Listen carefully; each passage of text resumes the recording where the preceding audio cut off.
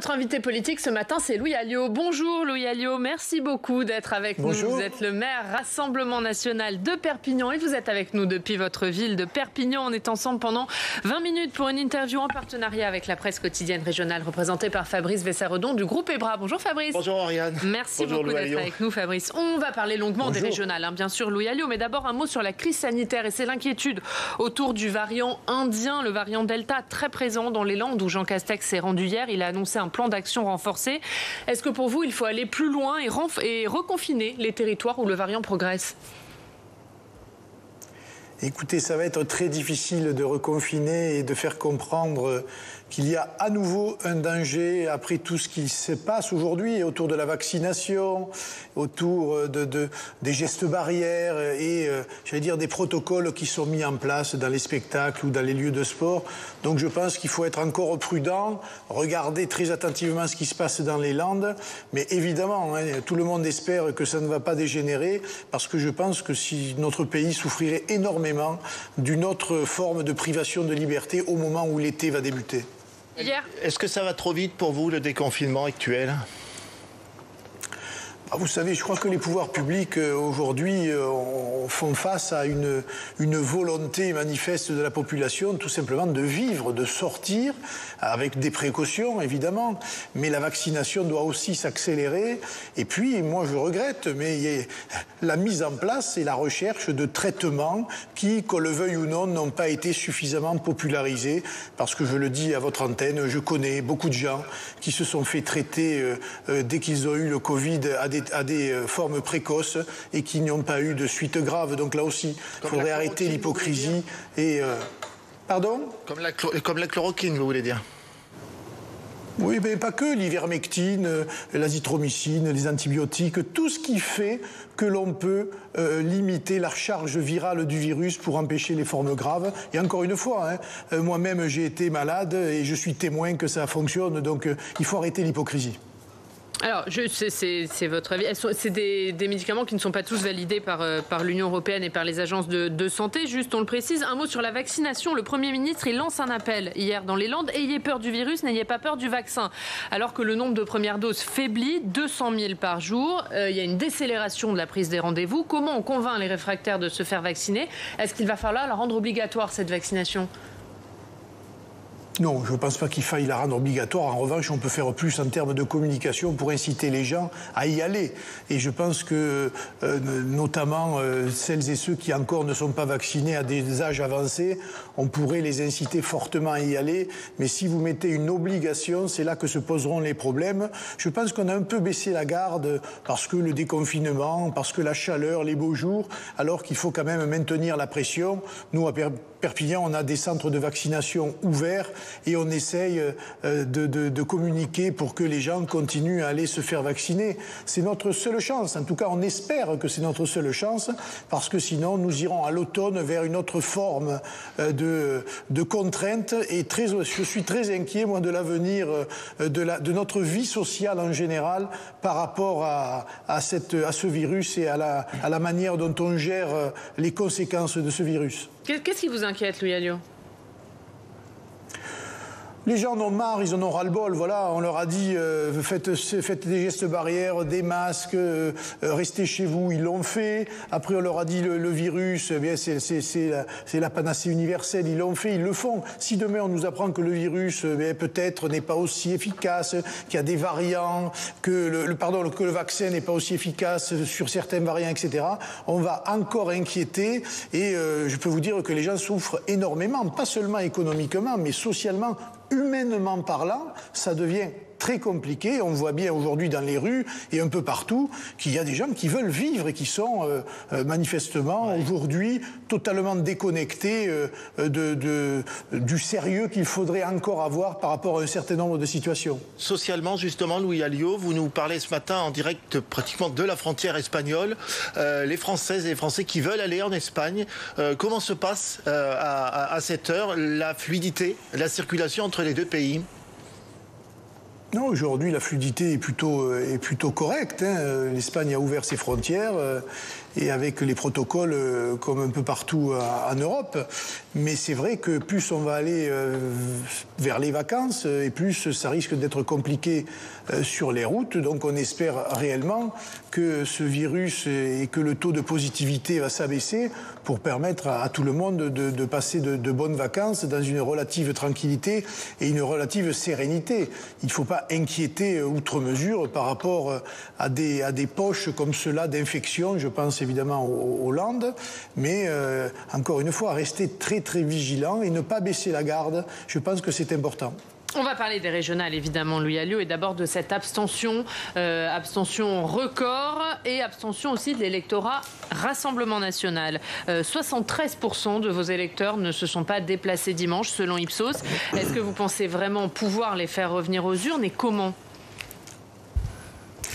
Écoutez, d'abord, depuis 20 ans, toutes les enquêtes d'opinion qui sont faites prouvent que l'abstention nuit et a toujours nui au Rassemblement national.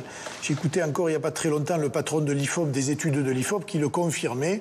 C'est bien notre électorat qui a refusé de se déplacer, qui ne s'est pas déplacé. Alors pourquoi ? Ça, c'est à déterminer. Je pense que toutes les raisons sont bonnes.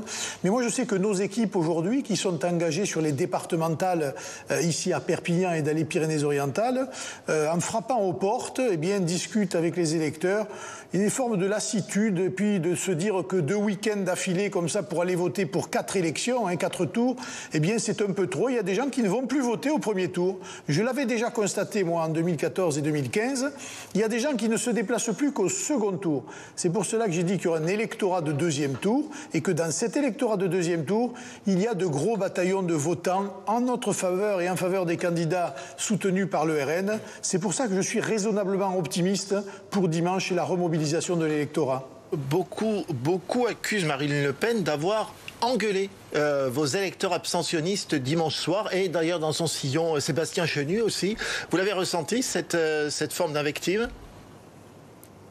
Non, pas du tout. Vous savez, les électeurs, nous sommes des électeurs, nous faisons partie du peuple français et nous sommes en droit de dire aussi les choses que l'on pense. Car la politique, malheureusement aujourd'hui, c'est trop de communication et trop de choses qui ne se disent pas. On est en démocratie. La démocratie, c'est le vote. Ne pas les voter, c'est maintenir le système en place. Et il n'est pas normal, quand 75% des gens ne sont pas allés voter, de leur dire « votre responsabilité », c'est d'aller voter. Il y a tellement de pays au monde qui n'ont pas le droit de vote qu'on ne peut pas se payer le luxe de ne pas aller voter. Et donc, c'est, je pense, de la pédagogie que de leur demander d'y aller et quelquefois de leur dire, voilà, tout le monde se plaint, tout le monde manifeste, on en a marre du système, on en a marre de Macron, on en a marre de ceci, de cela. Mais il n'y a qu'une seule manière d'exercer la démocratie, c'est le pluralisme politique. Et c'est le vote, pas d'autre forme. C'est le vote, la démocratie. Parce que tout le reste, ce ne sont que des aventures. Et on sait très bien que les aventures peuvent porter sur des formes graves de contestation.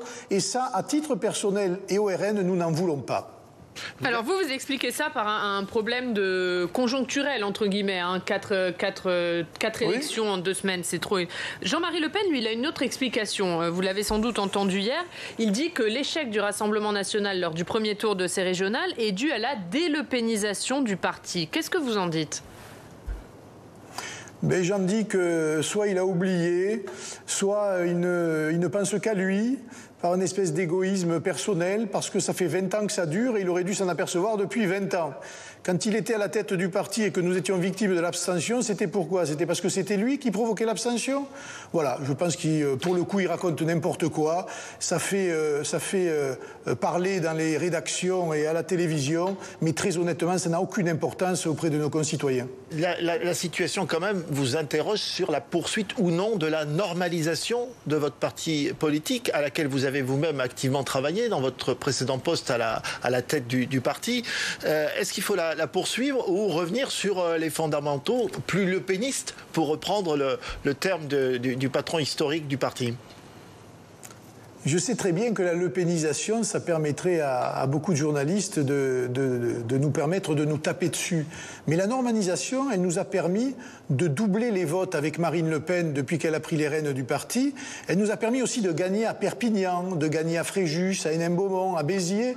Et donc il faut arrêter de croire que c'est en s'extrémisant que l'on va mobiliser l'électorat. C'est précisément en développant des arguments, un projet, des profils, en rassemblant des gens qui viennent de l'extérieur du Rassemblement national, comme Thierry Mariani en PACA ou Jean-Paul Garot ici en Occitanie. C'est comme cela que nous arriverons à gagner. Et pas en se mettant dans un corner et en essayant de faire, j'allais dire, plus extrémiste que son voisin. Ça, je n'y crois absolument pas. Et faire cela, c'est le gage du maintien du système. C'est collaborer avec le système qui, éternellement, considérera que nous sommes le danger, alors qu'on voit bien, quand on dirige des exécutifs... Est-ce que vous n'êtes pas entré dans le système aujourd'hui, Louis Alliot? Est-ce que vous n'y êtes pas, vous, dans le système aussi? Ben on n'y est pas, puisque tout le monde est contre nous. Vous ne pouvez regarder cela que par rapport aux autres. Tout le monde est contre nous. C'est donc qu'il y a un système qui est contre nous. Mais quand on gère les affaires publiques, comme ici à Perpignan, Béziers, Fréjus et autres, les affaires sont bien gérées.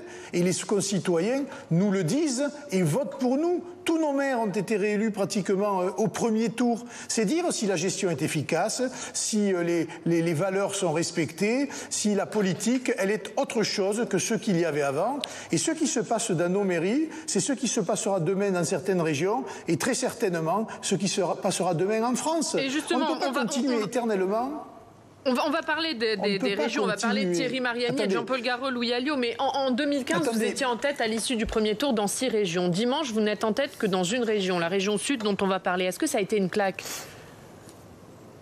Mais c'est pas une claque, c'est une démobilisation de l'électorat. Et encore une fois, c'est une bataille électorale. C'est pas parce que sur un tour il y a un échec dans certaines régions que c'est une catastrophe nationale. La catastrophe, elle est sous nos yeux. C'est le chômage, l'insécurité, l'immigration massive, le communautarisme. C'est ça la catastrophe. C'est ça qui est en train de tuer la République.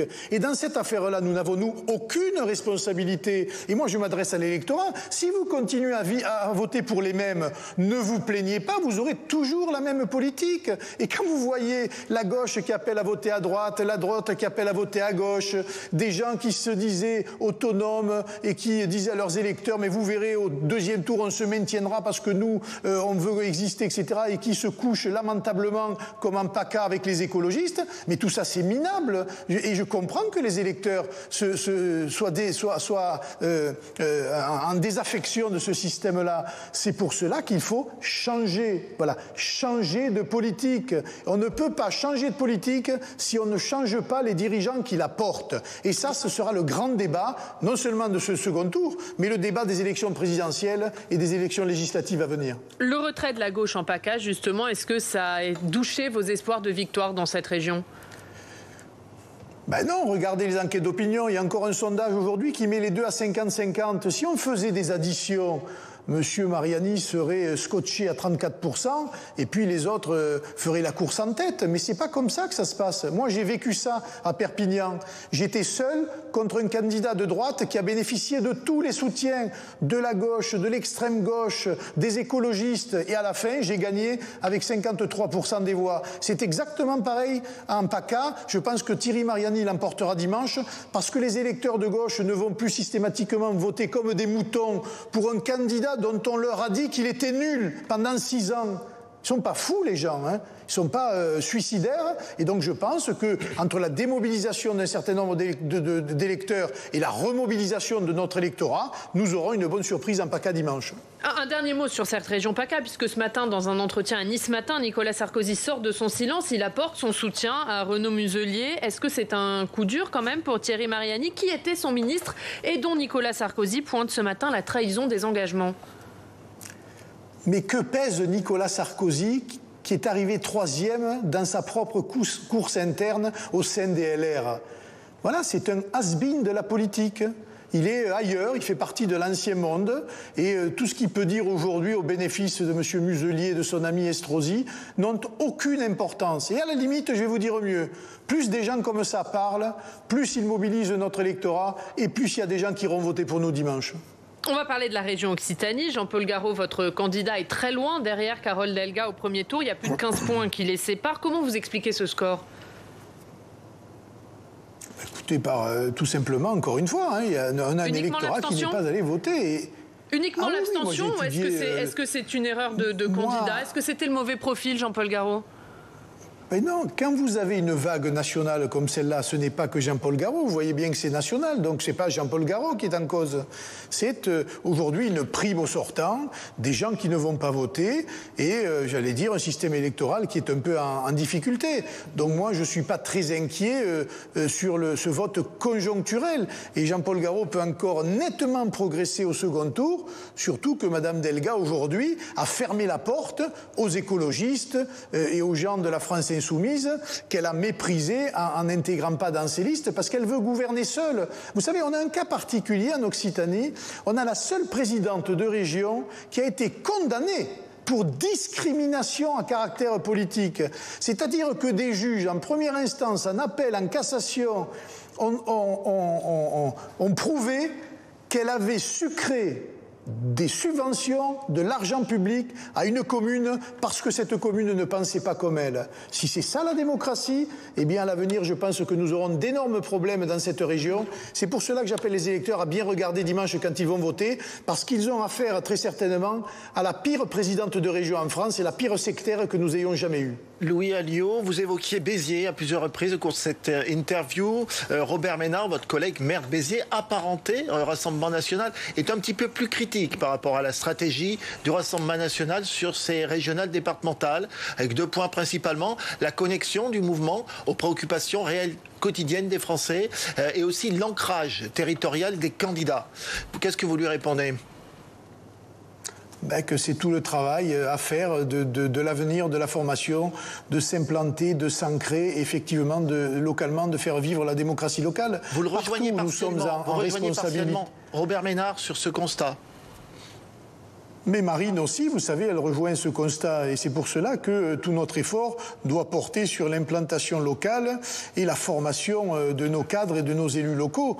Mais pour un parti comme le nôtre, on vient de loin, c'est long, mais je suis persuadé qu'avec beaucoup de travail et de bonne volonté, on arrivera pour les échéances à venir à être tout à fait, j'allais dire, en adéquation avec ce que souhaitent nos électeurs et qu'on répondra en partie à cette critique que l'on peut entendre et qu'en tout cas, moi, je comprends parfaitement.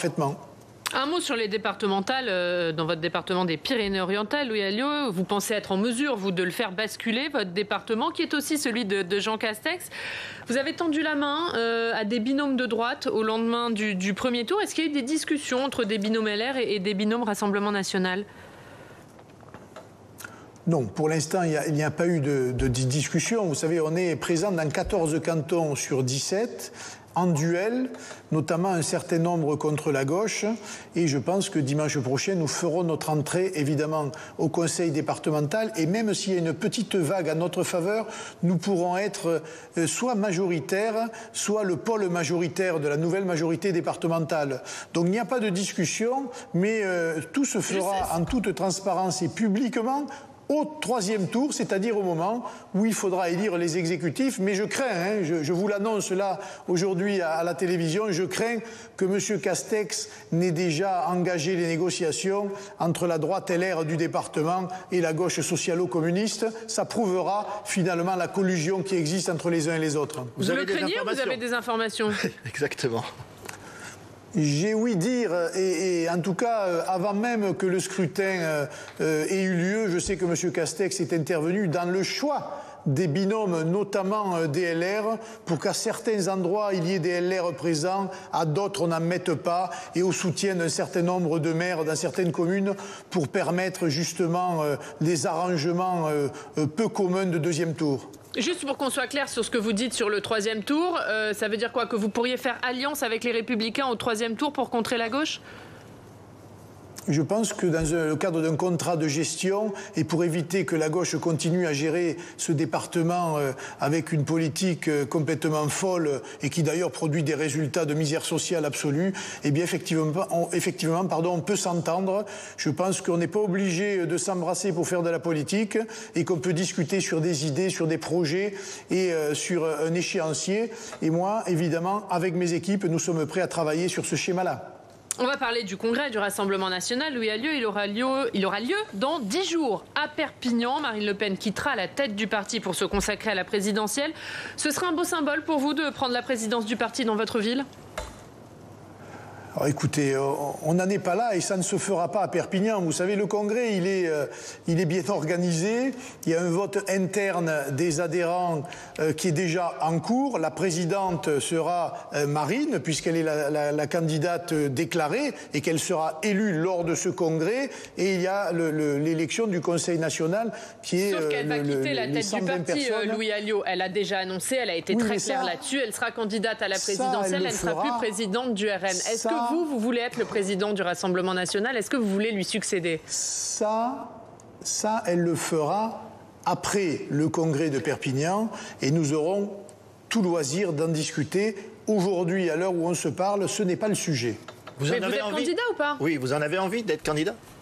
Mais il n'y a pas une histoire de candidat. C'est elle qui décidera entre un certain nombre de possibilités qu'elle a par rapport à l'organisation qu'elle fera de sa campagne présidentielle. Donc je pense que les choses ne sont pas tout à fait calées. On verra bien. Si on me le demande, je le ferai avec plaisir. Si c'est mon ami Jordan Bardella, il sait très bien que je serai absolument à ses côtés pour mener au sein du Rassemblement national, j'allais dire, une politique précisément d'unité et de préparation des élections législatives. Moi, vous savez, ça fait 30 ans que je suis dans la politique. J'ai toujours été fidèle à des convictions, des idées et des hommes, ce qui malheureusement en politique n'est pas souvent le cas, et je n'ai pas de souci là-dessus.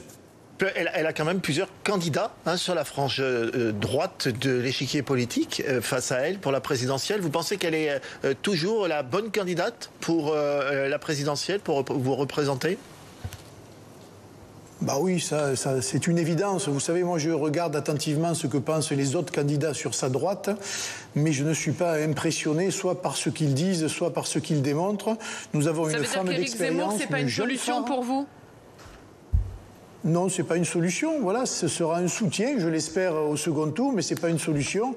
Je pense que nous avons une jeune femme d'expérience. Ce sera sa 3e élection présidentielle et tout l'acquis qu'elle a emmagasiné depuis maintenant longtemps par rapport à cette élection présidentielle, le leadership qui est le sien aujourd'hui, dans les intentions de vote comme dans notre famille politique, qui sont incontestables, en font la mieux placée. En tout cas, moi, je sais qu'elle a tout mon soutien et qu'elle l'aura encore pendant un petit moment. Et une dernière question très rapidement, Louis Alliot, question d'actualité qui n'a rien à voir avec les régionales. Sur la Hongrie, il y a une polémique actuellement autour d'un projet de loi hongrois qui vise à interdire la promotion de l'homosexualité auprès des mineurs. Les dirigeants européens le condamnent, contraire aux valeurs de l'Union européenne, disent-ils. Certains demandent même à la Hongrie de quitter l'Union européenne.